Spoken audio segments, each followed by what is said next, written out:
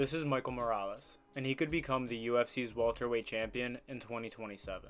He will be facing the veteran and 8th ranked Gilbert Burns this weekend as the main event of UFC Vegas 106. Only 25 years old, Morales' pro record is already 17-0, showing a wealth of experience that few fighters his age have.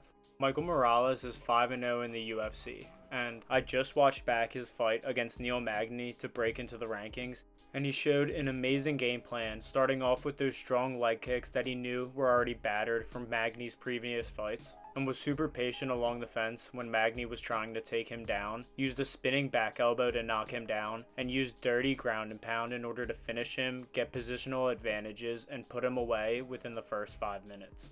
Today, we're going to build a road to gold for Michael Morales, showing how he can get from Gilbert Burns to the welterweight title by predicting who he will fight and when he will fight them. If Morales is able to get past Burns this weekend, then we give him Leon Edwards on the last pay-per-view of the year, UFC 323.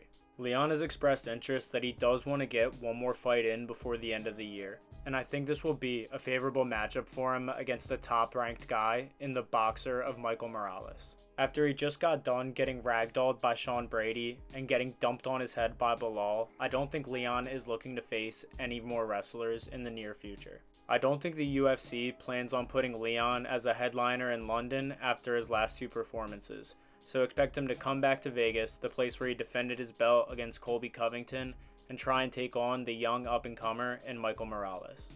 This would easily be the biggest win of Michael Morales' career, not only defeating a former champion, but now being in the top 5 of the UFC's welterweight division.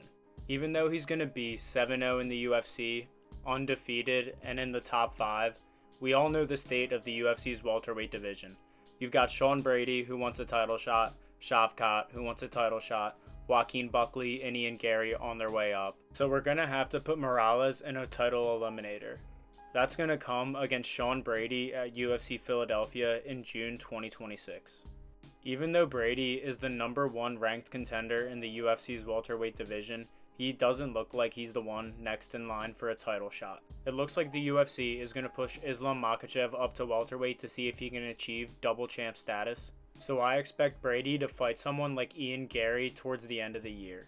If he loses that fight, he'll still be top 3 in the division. And the UFC will have the opportunity to go to Brady's hometown in Philadelphia and put on their first fight night in over half a decade. The UFC has said they want to keep going to more cities and bring back the crowded fight nights. So what better to headline a card in a rowdy city than their current biggest star in the UFC fighting an undefeated prospect? If Morales is able to get past Brady, he will be 20-0, 8-0 in the UFC, and be 100% deserving of a title shot against JDM at UFC 338 in February of 2027. A fight that could easily headline a pay-per-view in Perth, Australia. Expect Michael Morales to have his shot in early 2027 to touch welterweight gold. Based on the violence I've seen from JDM in his last few fights, this fight would be an absolute scrap and be a contender for Fight of the Year. And it might not even be JDM. It could be someone else even on this list, like Brady or Islam Makhachev if he goes up and solidifies double champ status. But regardless of who's the champion, if the Ecuadorian Michael Morales picks up 3 more wins in the UFC's welterweight division, he will be undeniable for a title shot.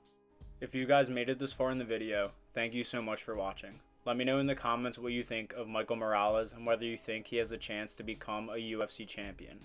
Check us out on Instagram and TikTok, where I post the Barn Burner Gazette every week to highlight the upcoming fight card, and like and subscribe to check out more videos in the future. I hope you have a great day.